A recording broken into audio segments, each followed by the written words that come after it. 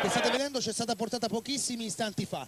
Alcuni tifosi sono ancora all'interno dello stadio, non proprio dell'impianto degli spalti, ma tra i cancelli d'ingresso e i cancelli che separano lo stadio, pensate, dal carcere di Marassi. Mi confermano adesso che 2 poliziotti sono stati portati via in ambulanza, ma ci sono parecchi feriti anche da parte serba, sui tifosi serbi. Io sto andando, davvero vedo le immagini come voi per la prima volta, ma sento con l'orecchio libero dalla cuffia invece le ambulanze, le sirene e le urla ancora dei tifosi serbi che sono tra lo stadio e l'esterno dello stadio. Vi confesso che pochi istanti fa, anche con i colleghi giornalisti che sono qui in tribuna stampa, siamo scappati perché abbiamo sentito i tifosi serbi ancora all'interno urlare, abbiamo avuto l'impressione che venissero da queste parti. Queste sono immagini che vi commento praticamente in diretta e parlano di guerra.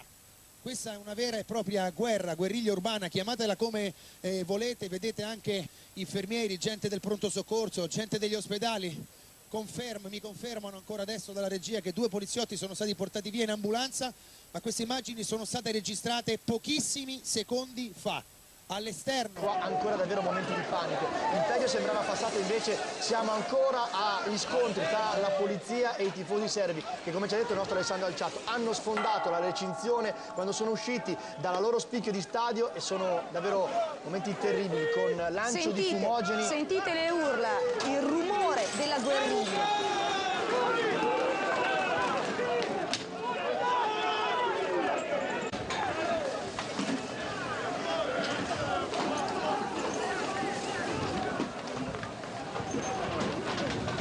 A destra.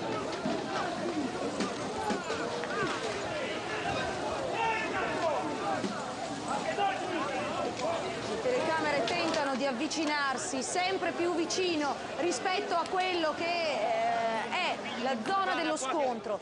Siamo fuori dallo stadio Ferraris, sul piazzale. Che cosa succede? I tifosi caricano la polizia risponde con la sua ricarica per contenere, per evitare che altri scontri continuino poi ad esserci, e piano piano tentano di riportare i tifosi all'interno dello stadio. Questo avviene a 3 ore praticamente, sì, da quanto avevamo visto all'interno dello stadio. E abbiamo visto delle immagini, credo che ci sia una frangia della tifoseria, non tutti i 2000 tifosi, perché molti li abbiamo visti sul pullman, ma queste immagini in diretta sono davvero guardate la nuova carica della polizia che li sta spingendo di fatto per fare rientrare.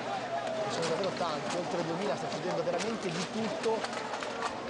Avete visto per terra i resti di qualche bomba a carta, i resti di bottigliette di vetro, bottiglie di plastica, di petardi, di fumogeni che non hanno mai smesso di essere buttati dai tifosi serbi che hanno iniziato questa pratica nel pomeriggio di oggi per le vie del centro di Genova. Poi gli animi sempre più caldi si sono portati anche all'interno dello stadio, partita sospesa, partita che di fatto è stata in campo solo per 6 minuti. Cerca il dialogo, cerca di farli salire all'interno. Credo che sia impossibile il dialogo, cerca di spiegare che devono rientrare. Perché poi le cariche subito, perché alcuni tifosi cercano di parlare con la polizia, devono entrare all'interno dei pullman per poi essere portati fuori dallo stadio, ma credo che sia in questo momento impossibile, visto quello che sta accadendo.